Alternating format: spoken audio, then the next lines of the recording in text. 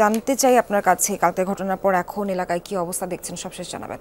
আসলে বলতে গেলে একটা থমথমে পরিস্থিতি এখনো আছে মানুষের মনের মধ্যে, উত্তেজনাকর পরিস্থিতি এখনো আছে মানুষের মনে আসলে, কিন্তু যান চলাচল স্বাভাবিক। কালকে যে একটা ঘটনা ঘটে গেল এবং একটা বিধ্বংসী ঘটনা ঘটে গেল বলা যায়, তো সেইটার পরিস্থিতি কালকে বিকেলের পর থেকে স্বাভাবিক হয়ে আসে, পরিস্থিতি পুলিশের নিয়ন্ত্রণে আসে। শ্রীলঙ্কা আবারও রপ্তানিতে শীর্ষে। তো আজকে আমরা সকাল থেকে এসে যেটা দেখলাম, ভবনটা একেবারে ভেঙে তছনছ অবস্থা তো আছে, কিন্তু যাতে বাহ্যিক বা বাইরে থেকে কোনো ঝামেলা না হয় সে কারণে ব্যাপক পুলিশ মোতায়েন করা হয়েছে। এখানে পুলিশের এপিসি কার এখানে রাখা হয়েছে, সেনাবাহিনীর গাড়ি এখান থেকে টহল দিচ্ছে।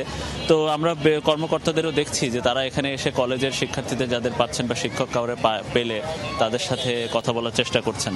আমরা যাত্রাবাড়ি থানা পুলিশের পরিদর্শক তদন্ত মহসিন সাহেবকে পেয়েছি। বা আমরা একটু জানতে চাচ্ছি যে আপনাদের কালকে একটা বড় ঘটনা ঘটলো, তো এর প্রেক্ষিতে আজকে কি প্রস্তুতি আপনাদের?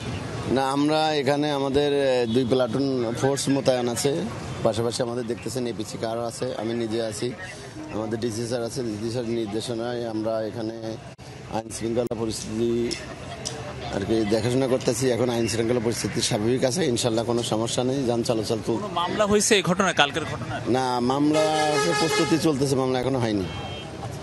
তো আজকে কি ক্যাম্পাসকে আপনারা এটার কি বন্ধ করছিলেন কিনা, বা তাদের প্রতি আজকে তাদের নির্দেশনা কি, আপনাদের নির্দেশনা?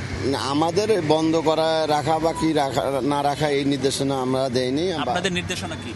আমরা তারা যদি এখানে প্রতিষ্ঠান চালাতে চায় আমরা তার সার্ভিস নিরাপত্তা দিতে আমরা বদ্ধপরিকর। ধন্যবাদ। আমরা এছাড়াও দেখছি যে পুলিশের পদক্ষেপের পাশাপাশি ব্যাপক উৎসুক জনতা আশপাশ দিয়ে ভিড় করে আছে। আশপাশে প্রচুর শিক্ষা প্রতিষ্ঠান আছে, আশপাশে প্রচুর কারখানা, গার্মেন্টস প্রতিষ্ঠান বা শিল্প কারখানার প্রতিষ্ঠান আছে, সেখানকার শ্রমিকরা এখানে আসে বা এলাকাবাসী এখানে এসে ভিড় করছেন, উৎসুক মানুষ।